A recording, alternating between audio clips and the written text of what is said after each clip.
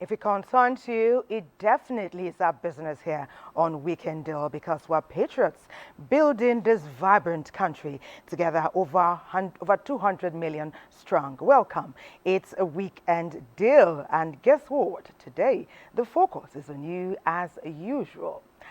There is talk about where we are at this time. If you recall, in May, at the inauguration of this administration, fuel subsidy was removed. Some say it was a welcome development, and the realities are with us now as we speak. Some have tagged it the economic realities of our time. However you say it, we do know about the never say die of the typical Nigerian, our resilience, our tenacity, and our focus. It will all take center stage on the program today. We urge you to stay with us.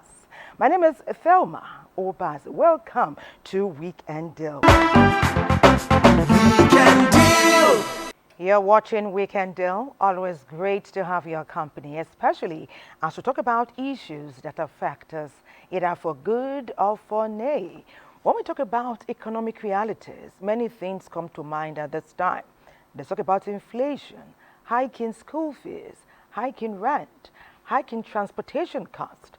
Well, Francis has been unrelenting as usual. He tackles this with Dr. Joachim Ezeji, and he takes it from the angle of the citizens, over 200 million people. What's happening with us now? Francis, please tell us more. I'm aware the government is making efforts to bring some palliative, which for me is also another form of subsidy. Maybe this one is structured subsidy, because that of petroleum became so unstructured that the government could not identify the leg or the tail of it. So decided to, okay, let's remove it. Inflation has hit mostly basic items which people depend on for daily living, especially food. Everybody needs all this, but the most affected are the poor people. When I talk about the poor people, anybody who earns less than 100,000 naira in Nigeria is terribly hit. It's difficult because you cannot afford to live, you just exist. And if you have a family that is large, maybe if you are more than 4 people in a household, it's difficult to feed everybody. If you belong to some cooperative associations or groups or any other support systems, you leverage on them to keep going. I know people who contribute money and then they can use it to buy food stuff in groups and they share among themselves. That's another strategy to live in these difficult times. Then you will be careful not to overload yourself with debts by going to borrow money, because the money you borrow today, the debtors will come after you tomorrow. And then if you have access to temporary large quantity of cash or resources, you can think of alternative business you can put up that can help you to keep going, to have extra income. Find a school that is around and the fees are reasonable. Get your children there. Instead of you want your child to be in this remote school, the fees are so high and you can't afford it. Who will pay it for you? If you have a car that the economy and the fuel economy of the car is good enough, you can reduce where you go with your car, and then you can consider picking people on the way. You can pick people on the way to make up the money to buy fuel. Nigerians are resilient people, and the time for resiliency is now. So there is a need for Nigerians to think outside the box to survive. Go for things you can afford, things that are within reach, and then cut your coat according to your size. Weekend Deal today is captured. Weekend Deal! Always interesting to see what Francis's research thrust up, just like today. Well, we have set the tone, and it's all about you. That's how we spend some time right now in Lagos. We go see what's happening there. Let's talk about the inflation rate rising, amongst other things that impact many Nigerians. Statistics (NBS) recently said that Nigeria's annual inflation rate rose to 22.79% from 22.41% in June. Since the announcement of subsidy removal, which triggered an immediate hike in transportation fares and prices of goods and services, it's most certain that the rate of inflation in Nigeria will go up. Well, in Nigeria's case, there are multiple factors that are fueling inflation and causing inflation. One is the issue of insecurity that has led to a reduction in food production, and that has led to an uptick in the price of food items. At some point, there was a shutdown, a closure of the land borders that affected importation of food through the land borders, and that affected the price of food items. Other factors have been the devaluation of the local currency. When the currency is devalued, it leads to import-induced inflation. Increase in fuel, increase in diesel. Then you have the issue of increase in energy cost. The current rate of inflation has affected the daily life of an average Nigerian. How? It just goes south. South meaning that house rents just go up. School fees just go up. I just see my children's school fees. I just like my heart. Number one, transport. Secondly, food. Because I have family. My children will eat, do all those things. Inflation of school fees again, those ones. It's affecting planning, serious planning. And it's, when things like this happen in the house, there'll be conflict, there'll be issues between the husband and wife, because the husband, maybe they've not increased the salary, and maybe the wife too is also struggling, and things are going up. There'll be issues. It is no longer news that Nigerians have been challenged when it comes to exercising their purchasing power. They have been lamenting, and that has played out in the recent Nigeria Labour Congress protest.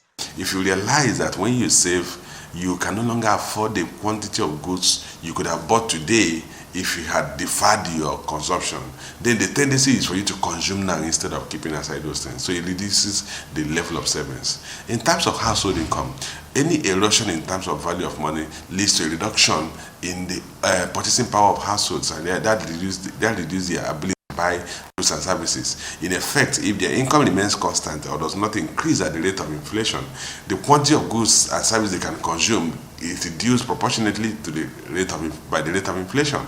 How then should one maintain a balanced household budget in this trying time? We just have to cut costs. We have to cut down on the desirables. We have need, we have wants. But even the needs, when you cannot satisfy the need, you have to cut it. Yeah. If a family of 4 or 5 are eating like 2 derica of rice once, you have to manage like 1.5. What you should do is, one, they have to readjust their consumption pattern. That's the first thing you need to do. 2, you need to look for multiple income sources. And then 3, you also need to make sure that you have that your investment is effectively, or your savings is effectively invested in assets that, even if they don't give returns higher than inflation, but that to some extent their returns mirror inflation rate. In these trying times, I think the husband, the family, especially the husband and the wife, they have to come together and have a budget and agree on a budget. No to wastage, no to owning electricity anyhow, no to wasting of water, no to wasting of resources. It is pertinent to ensure that we cut our coat according to our cloth, not even size. as we prioritize expenses so that the reform we so much clamor for will come to stay for good. Interesting. We need to set our priorities right. Don't just set your priorities. You have to take all the factors that impact your priorities into consideration so that you set what is right above the other that can step down. Well, let's meet and greet our guest. He's an expert in many fields and is going to guide our discourse at this time. Dr. Emeka Henry Inegbu. When I saw HCIB, I said I have to ask him, what does this HCIB mean? Well, honorary member of the Chartered Institute of Bankers. He comes with 23 years of banking experience and is a trained and certified marriage and relationship expert. And he's doing a lot of premarital counseling, with us here in Nigeria. Great to have you on Weekend Deal. Thank you. You are just the man to drive our discourse at this time, because you know that the impact is, it has hit families. Yes, it has. And of course, Definitely. the families, we have the parents at the helm. Yes. We welcome you to Weekend Thank you Deal. very much. It's a good, it's a privilege to be here once again. Truly, like you said, and from the clips we've seen, the reality is here. And then what should we do? Families must have conversations around the realities of today. The mistake as parents we all make is to pretend that the situation is not what it is. So we must face the reality and begin to make adjustments. Just listening to some of the clips and some of the things we have talked about off camera, the fact is that families must budget. And budgeting is not something you pick in the air. You need to sit down and look at what is our total income. I'm consciously using the word total income. What is the man bringing in? What is the woman bringing in? If you're alone, what are you bringing in? And begin to apportion how you spend your money. Okay, what goes into food, what will go into the rent down the year, what will go into medication, what will go into school fees, and begin to save towards it. That's what budgeting is. And the concept is always better when you spend on paper. When you write it down, you'll be able to run with it. That's one. Secondly, again, from what people have said, and it's been said over and over, you must find ways of creating multiple sources of income. And it sounds so huge, but it's pretty simple. You have a car. Who says you shouldn't pick a passenger on the way to work? And then for colleagues who work together in certain areas, you must do carpooling. This is not the time to show off. You sit in that car alone and drive all the way from one end of the city to the other end of the city. And your colleague who lives next door drives from one end of the city to the end of the city. You don't need to show off to anyone, okay? Pull your resources together and use it. Another concept that is also very needed at this point is the concept of having to do bulk buying. You see, the idea of you rise up early in the morning and go and buy one tea bag because you want to take tea, or buy an egg because you want to eat egg, against putting some funds together and buying a crate of egg. Now, it will last you longer, it will save you money. But of course, there is this idea of where is the bulk money coming from. But if you plan, you may just be able to achieve that. So basically, is having that thing that makes you sit down and plan your resources. These are things that we will be taking one step, one at a time. Yes. Now, I find this phrase, multiple income streams, very interesting. Yes. Like you said, it sounds like it's gigantic or something really novel. But like you say, it's simple. We can simplify it. But tell us how. If someone, for example, has been doing one particular or focused on one discipline for over 2 decades, has been running with it, earning from it, and perhaps most of your time in a day is spent, at that discipline. When you now mention multiple streams of income, the first thing that the person will feel is panic.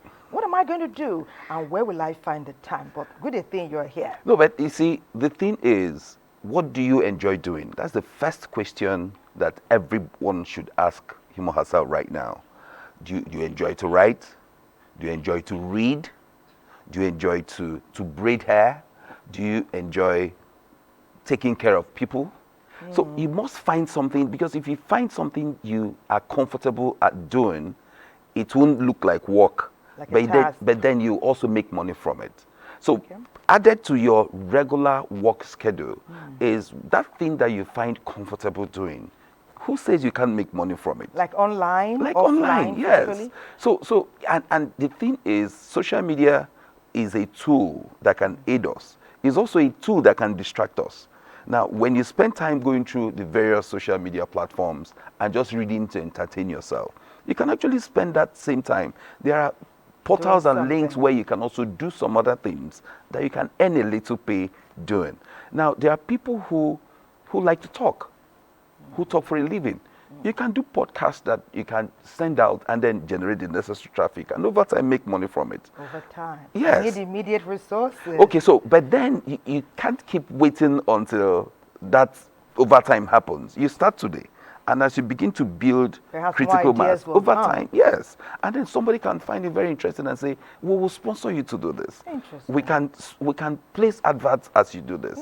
And you can get invited to events to MC occasions because you're comfortable talking. But you know what? In times, people waited to be invited. Perhaps now we can begin to let more people be aware. Oh, because yeah. if we wait, perhaps the invite may never come because there's so many people doing this kind of thing that people can do. Yes. So we should now become more Yes, proactive. yes. Put yourself out there. Then there's something that I like to say this every time I have the opportunity to talk to people who think that leaving Nigeria is the solution to this whole problem. Now, how come the people who live here go abroad and they do other jobs? Now, you can see a medical professional or somebody in the IT will still live here, be doing the IT job, and he's also doing home care. Over there. Over there. He can sit down and watch over that elderly man or elderly woman and get paid doing that. Or some people even go as far as cleaning. Meanwhile, you have another job. How come we can't do that here? We're going to Port Harcourt in Rivers State at this time, and as the conversation continues, it's no surprise to learn that the inflation has hit there as well, touching on everything that affects a human being. Port Harcourt, please share more. In recent times, the surge in petroleum prices has had a profound impact on Nigerians, affecting nearly every aspect of human life. Once the price of PMS goes up, you see the ripple effect on transport fares, you see the ripple effect on food prices, you see the ripple effect on house rent, you see the ripple effect on even barbing. So, and these things usually have a spiral effect. As this one affects one, it's the domino effect. At the end of it, you see life becomes unbearable. Small and medium-sized enterprises are not left out as they lament their ordeal. What we are facing is very severe from what we used to experience before. We don't have much passengers, so many people are trekking, you understand? So that is the issue. We are facing it severely. I live in Ropaku. From Ropaku to here cost me almost 500 naira coming, going 500, which is 1,000 naira. Fuel, if there is no light, we spend almost 6,000 naira daily for 10 liters of fuel, which we use from 7:30 in the morning to 7:30 in the evening. Before now, if I buy fuel of 5,000, 7,000 in a week, it will take me to close to the end of the week. But now I buy 15, 20,000 within 2 days is off. So it's actually the solar power generator that is sustaining us from now. Despite these challenges, some entrepreneurs are finding innovative ways to cope with the situation by reducing dependency on fossil fuel. Yeah, this is the gas carburetor, and with this, if you get it, you need an engineer that will fix it on your gen. It's not something you can do it by yourself if you're not an expert. So you need to get an expert that can fix it, and get a hose and also a regulator that will regulate the flow of the gas to the gen, to this carburetor. This carburetor has dual function. That is to say, if you are making use of the gas and peradventure eventually you run out of gas, you can also resort back to fuel if you have fuel in your tank. It's a matter of switching over from the gasoline or from the gas part to the fuel part. Others are proactively embracing renewable energy, though they say it is capital intensive. Major problem is that solar systems are very expensive. So if only government can actually help the citizen to kind of reduce or get be involved in the importation of solar systems, that will actually help people to buy, because as it stands now, the cost is very high. As communities and businesses adopt, individuals have also embraced alternative means of transportation.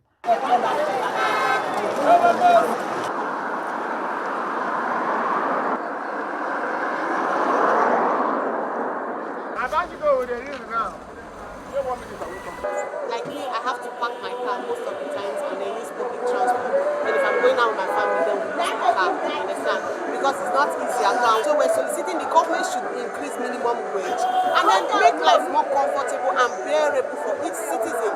In a bid to cushion the effect of transportation costs on its citizens, the Rivers State government has taken some proactive steps.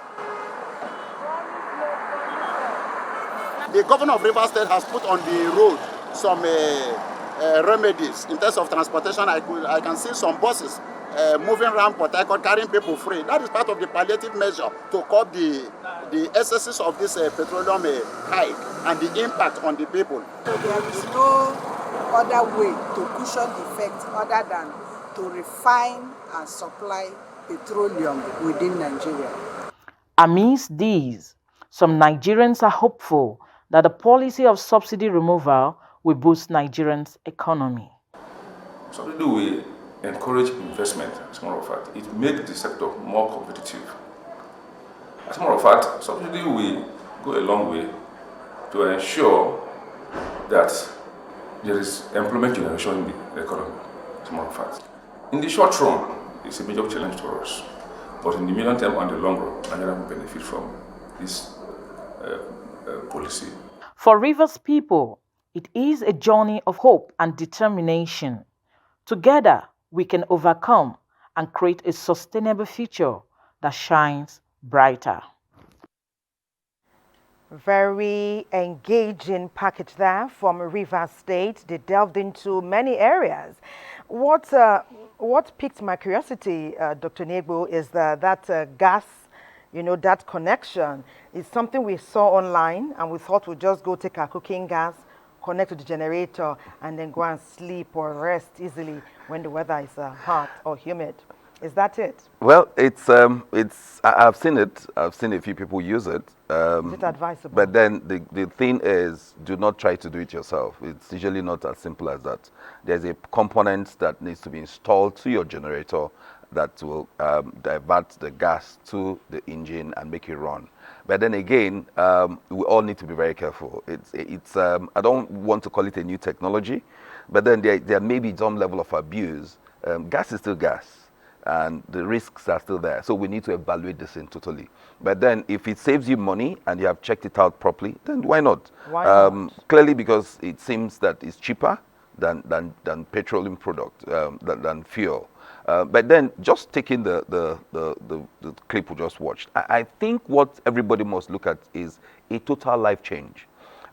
We must all take a general overview of how we have lived our life over the years. Because power has not been as expensive as it should be, we are taking it for granted. We leave our lights on and go to work. But now with prepaid meter, you need to, of course, understand that you have to switch off certain things before you go to work.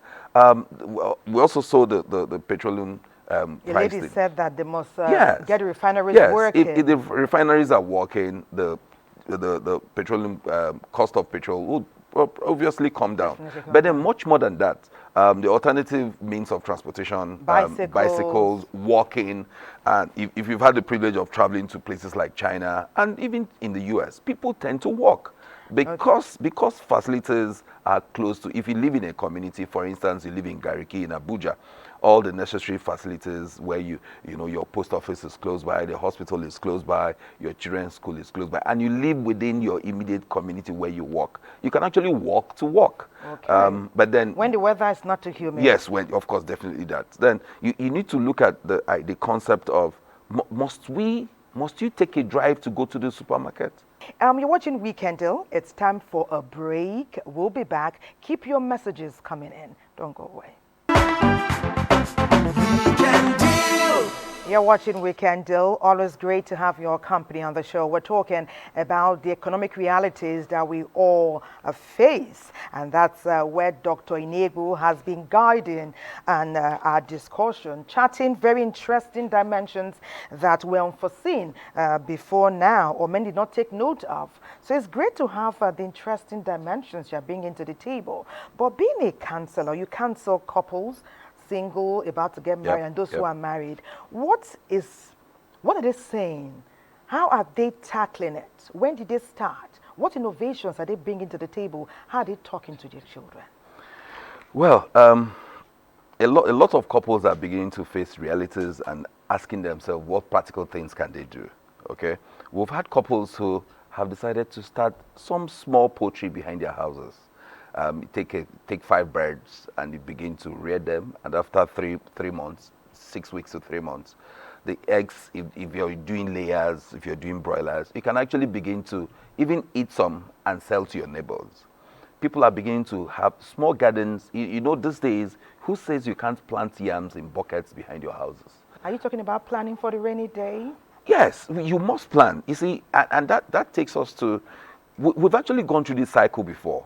You know, just reading, those of us. Parents did. Yes, our parents did. Our parents did. Some time ago, I mean, for most of us, we read it, or we were too young to have experienced it directly. SAP. The SAP, the Structure Adjustment Program. I do not see why someone wants to use his car and fuel it for 25 to 50,000 naira when he can take the bus and commute with colleagues and just live communally. And network and get to work. Because he's sure that when he closes at 4 or 5, he gets to the bus stop, he can take the bus back home. And then he can do that the next day. And he's sure that the bus will be there the next morning to take him. So why put my car on the road? You know, so he has a total effect on the mental well-being, you know, of the people. Total lifestyle change. That must happen. Every area of our lives will be touched. But I talk about talking to children. Because in many cases, you know, for those who were very, very comfortable before this adjustment or this removal of the fuel subsidy, some children were even schooling outside the country. Okay. Some are in very high-cost schools, you know, that is just like their homes or even better, you know, enjoying the best of the best, elite kind of education. And I know I've had a first-hand experience where I saw the mother rehearsing how she was going to tell her son that come September, his tertiary education that was supposed to happen outside the country would no longer, you know, happen, not in the order they had initially planned. Perhaps it would be first degree here and then master's later. So how are parents talking to their children? Perhaps even better, how ought they to open up a conversation such as this? Now that's a total discussion entirely. Parenting is a concept that our generation have suddenly changed the meaning of what it is. Our parents were first parents to us and friends later. Today, most parents have become friends with their kids and then want to be parents later. Okay. I do not see why a parent will have challenges in talking to their children, because first, you're their parent. They should see you as the person who knows better, because you should know better. Okay. So a parent shouldn't have a challenge telling the children this is what the reality is. And we do not give these kids credit. They understand the times. They can even see They it. see the times. They know. But when a parent pretends around the children, then you set yourself up. The children can tell that when mommy and daddy are in the room, they're arguing over money. And then you come out and pretend that all is well. But they know, they do know that things are not ordinary. Because the things they used to eat, they don't see it anymore. Yes. So why not sit down and tell the kids what the reality is? Okay. And let them know we can't afford to put you in this school right now because there's a temporary downtime that things will change, but this is where we can fit you in. Like one of the clips said, cut your cloth according to your material. Indeed, indeed. And if the material gets small, everybody can still comfortably, So if singlets. they make it a lifestyle, enjoy that. Yes. Okay, we're going to Osogbo now, and we have Comrade Lanre sharing experiences and talking about the impacts over there. We'll learn more. Economy is the backbone of any given nation. It dictates the speed of development for states and any individual involved. As such, any government in power dictates the type of economic strategy believed to be the best at any given point in time. The first subsidy is gone. The inception of administration in Nigeria in 2023 witnessed total withdrawal of oil subsidy, which has been on discussion for years by past government. The total removal has turned Nigerians to beggars' repentance in such a way that it's very hard to make ends meet economically. If as a family man, I have some little property that people rented from me, I will have to shift whatever responsibilities the fuel increase is bringing on those properties, because that's one means of income.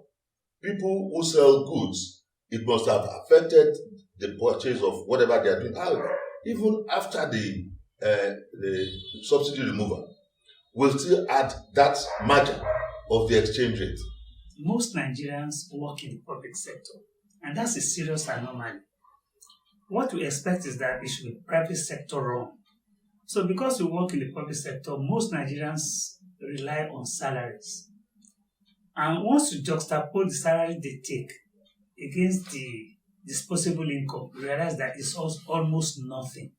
Because if the country is not producing, we will not have enough money. That's why the last regime, remember, were borrowing money to even pay salary.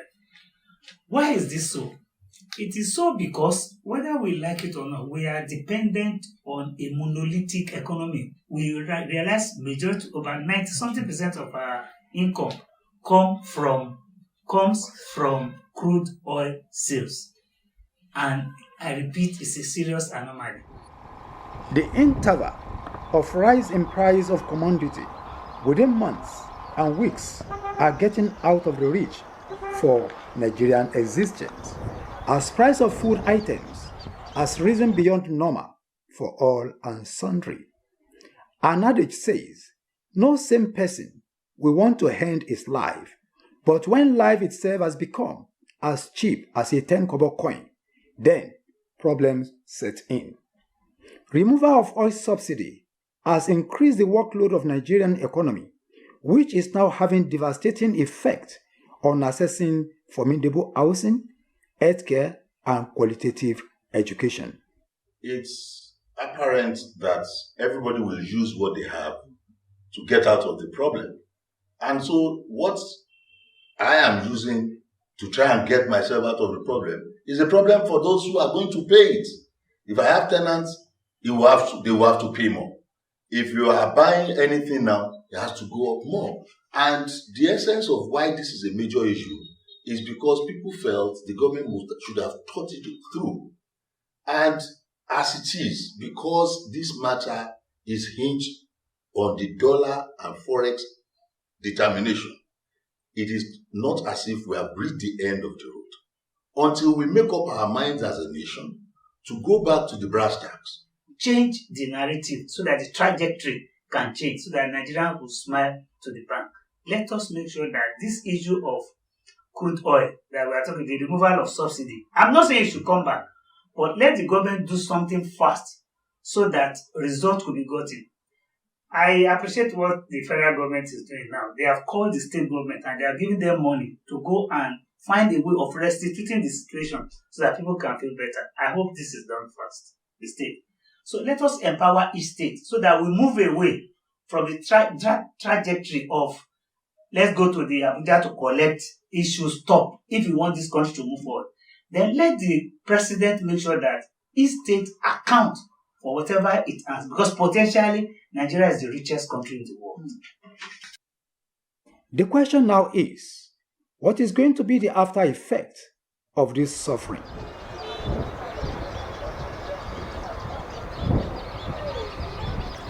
Nigeria has the potential to be the richest country in the world. That's the thing that stuck in my head amidst all the other interesting things he said.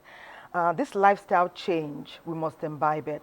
Yeah. There are many things we're discussing behind the scene. Women come, while people are doing carpooling, there are other ways we can pull. Sure. Buy our produce together. Tell us more. Your friend is going to the airport. What do you do? Okay, yes. So, first of all, you need to recognize that there is no shame.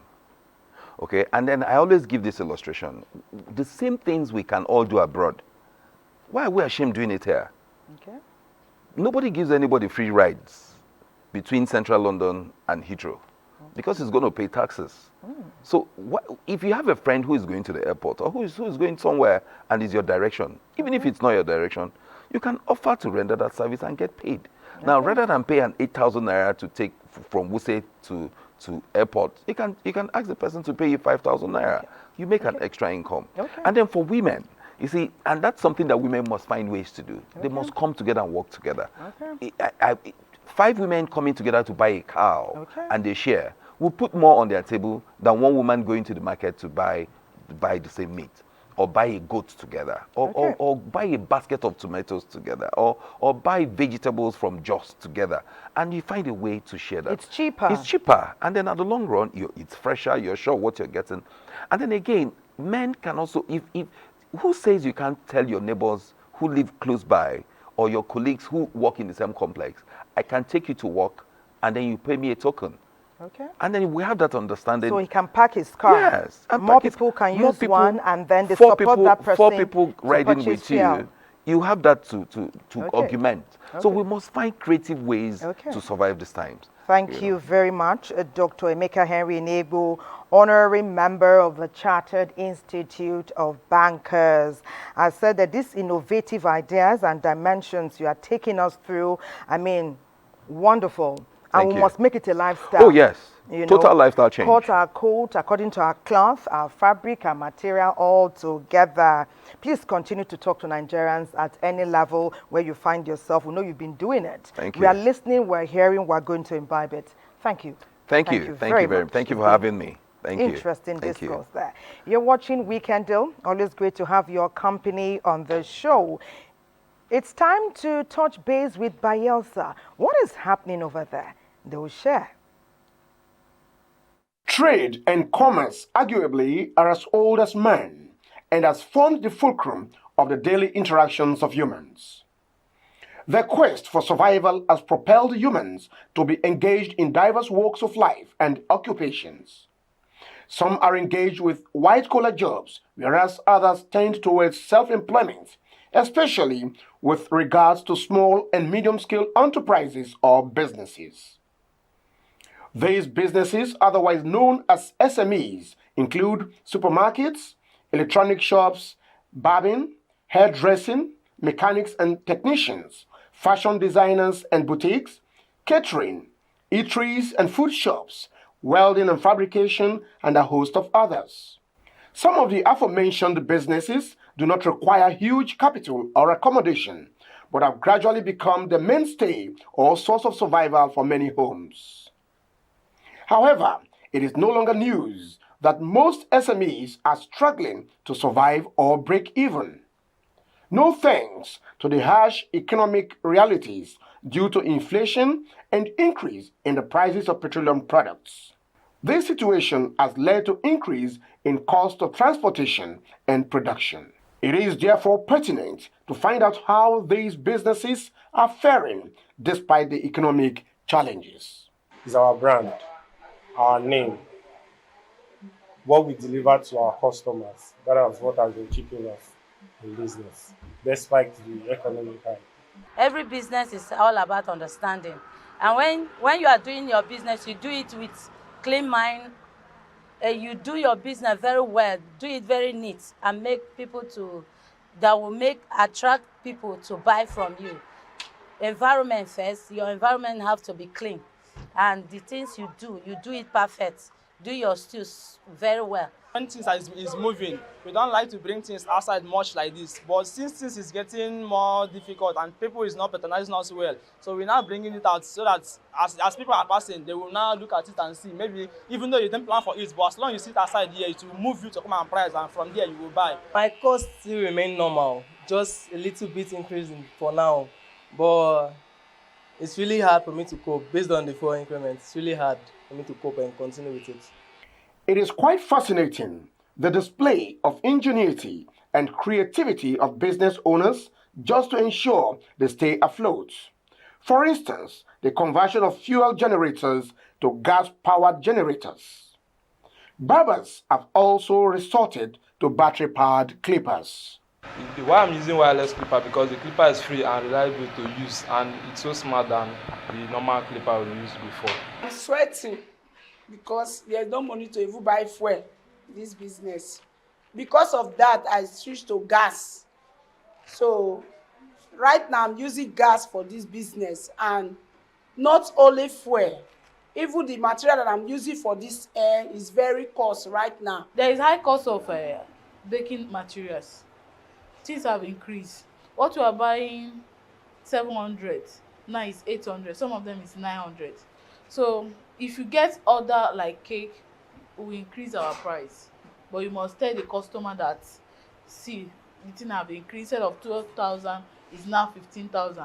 Indeed, creativity, ingenuity, and versatility have today proven to be the panacea and string of survival of many businesses in the face of the current economic realities.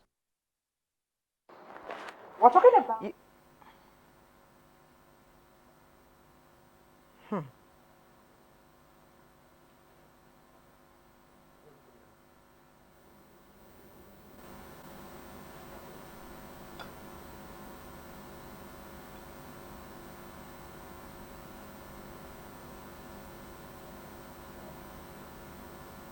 They can come to you now without even telling you.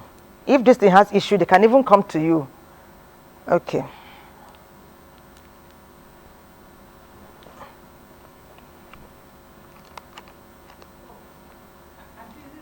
Yes. It's my pleasure of being invited here. And I know that we can really hit the ground running because almost everything that I'll be saying today, you've definitely heard it before and you've been watching the program. We're talking about the economic realities on ground now. Many Nigerian is faced with gigantic price hikes in almost everything: housing, food, PMS, to move your car from place to place. I even know that many of my colleagues are even using their bicycles at this time. And it's something we want to bring to the front burner today. So we'd like you to set the tone now for us. The dawning economic realities in Nigeria.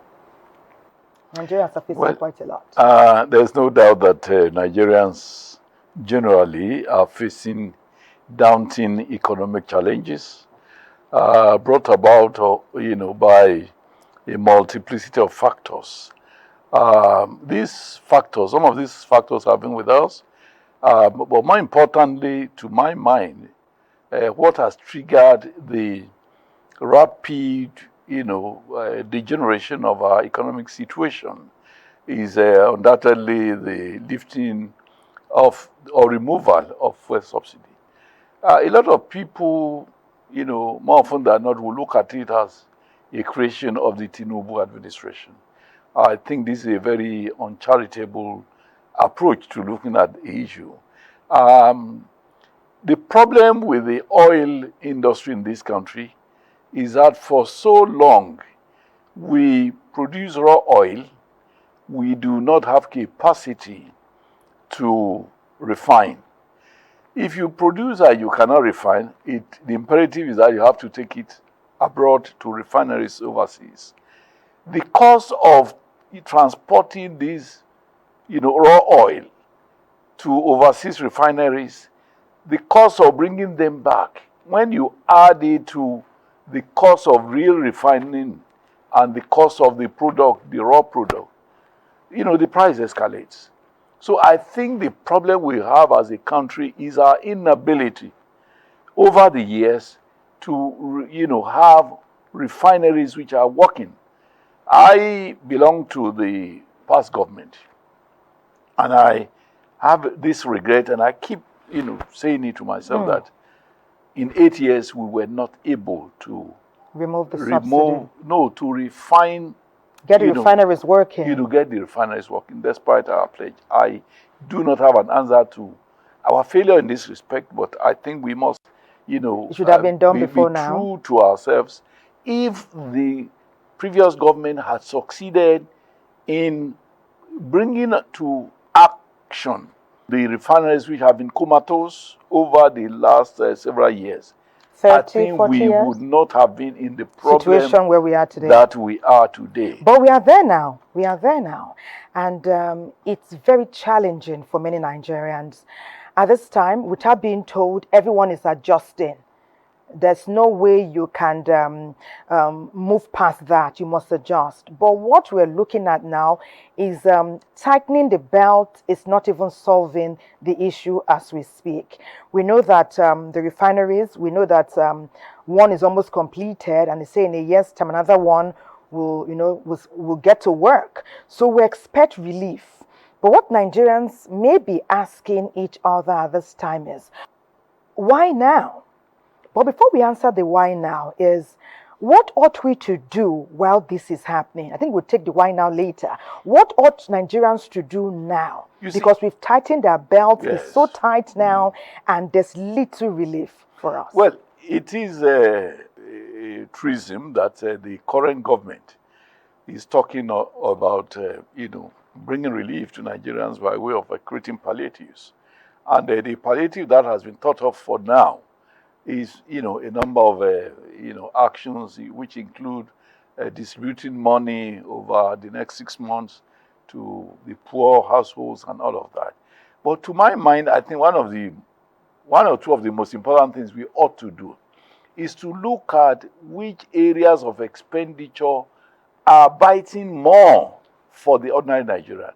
If I have my way, the palliatives should be in regard to ensuring free and compulsory education at all levels for all Nigerians. At all levels. At all levels for all Nigerians. Because, the poor person, the poor households, to get to educate their children now, it will be near impossible. It's near impossible. Then you talk of health services. A lot of people have been dying at home because there's no hospital you go, even the so-called government hospitals.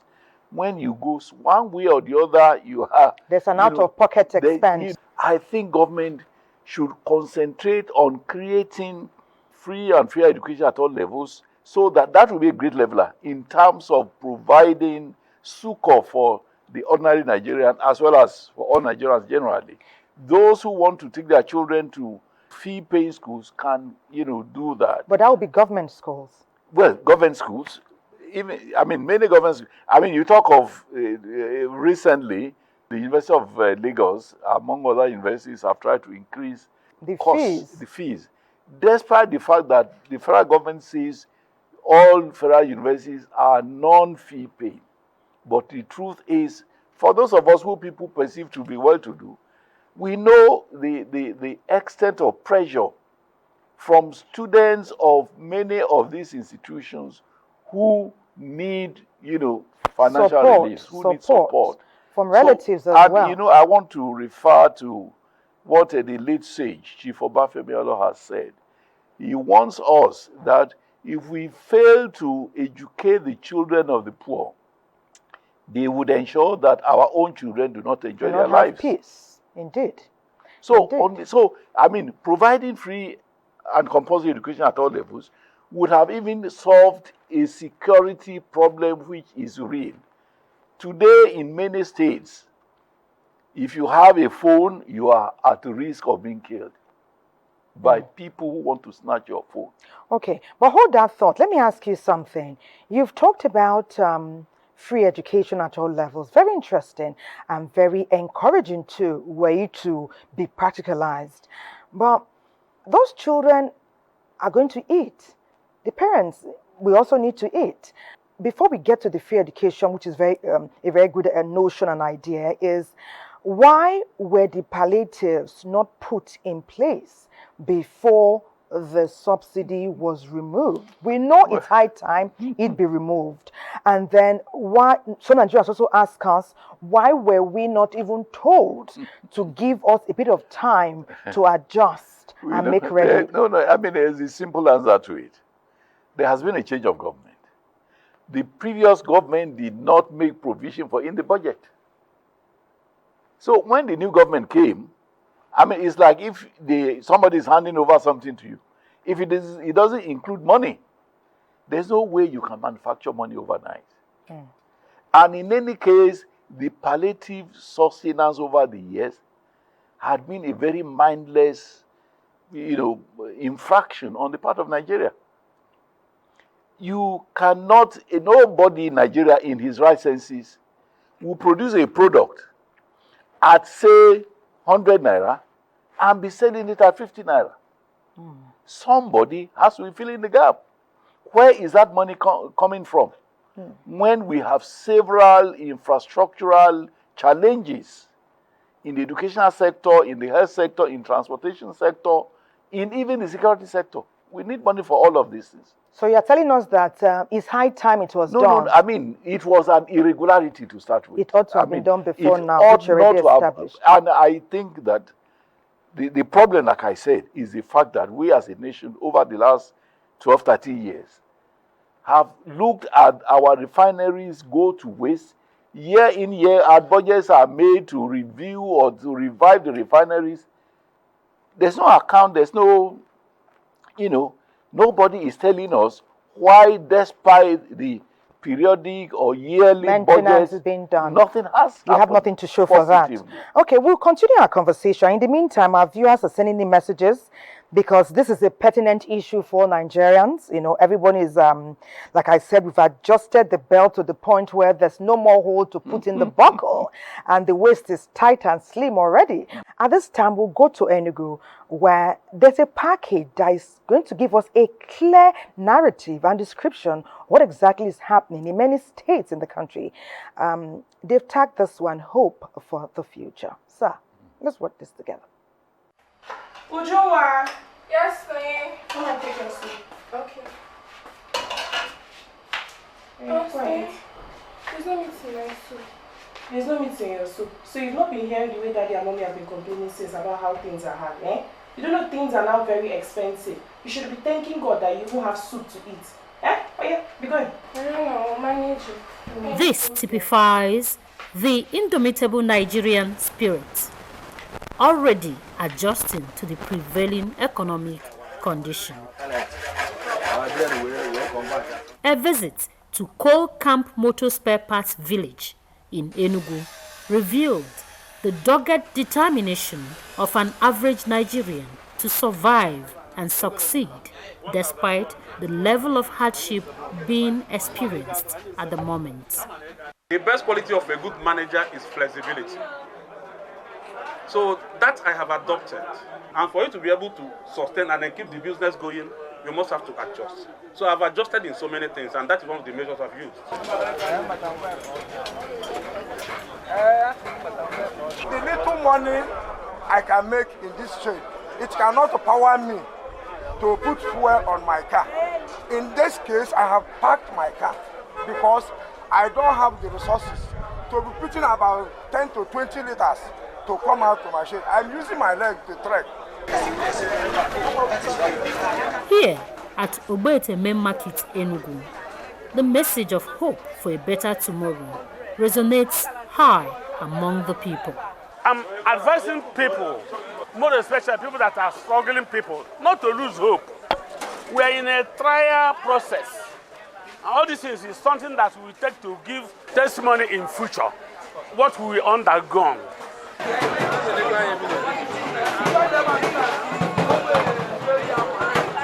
My advice to my fellow women, both big and small, both rich and poor, is that we will exercise little patience to the government of the day.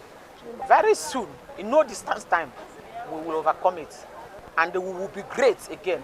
And things will normalize, then we will now enjoy our life. In line with attaining economic recovery and achieving a better future for Nigeria and Nigerians, the government has embarked on initiatory steps towards empowering the citizens especially those in the rural areas. Chigozie Ekochi is a resident of Akegbeugu community in Enugu South local government area of Enugu State. His small-scale business is a testimony of government intervention. The grant is from federal government through Enugu State. The grant is just for helping out business people. So I saw the pickup as an important need, most especially my condition as a disabled person. So the pickup helps me a lot, most especially when it comes about the transportation of bringing these goods and trying to suit the customer. The agricultural transformation agenda of the federal government, the NTA, has to look at these things holistically. And it's just not enough to say, oh, the project is this, after it will go. No, there are some challenges. There are some people, for example, that have been empowered by this, that need sustenance, that needs enlargement. If there is no job, you create one, simply by learning a skill. Because every young person with a skill is empowered to employ others. Any young Nigerian that is out of school and you don't have work, quit blaming government, quit blaming your parents, quit blaming anybody, and take responsibility for yourself.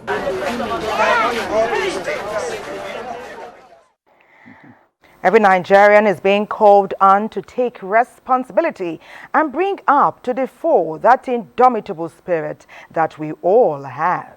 You're watching Weekend Deal. We're talking about the economic realities that we face at this time. And it's all hands on deck working assiduously together to ensure that we pull through. A break beckons on Weekend Deal. Stay with us. Don't go away. We'll bring that to the fore in the course of time.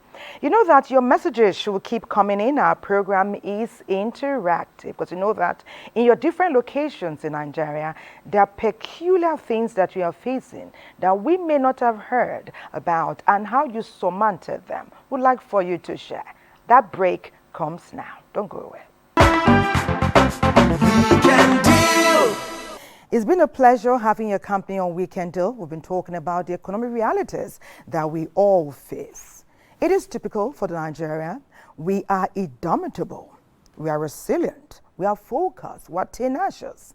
And what you can find when you see a Nigerian anywhere in the world is that never say die spirit. We all have it. Any situation, any circumstances, we bring our indomitable spirit to the fore, and oftentimes we ace it. Now is the time. Put on your thinking cap. How innovative can I be? How resilient, how ingenious. And when in doubt, stay kind, stay compassionate, but be proactive. Think like there's no box. There's always something extra you can do to bring in more income. Keep your family abreast of your financial situation and talk with everyone so that they can understand and they can come on board with you. God indeed bless all Nigerians. We'll see you again tomorrow. Bye-bye. Thank you.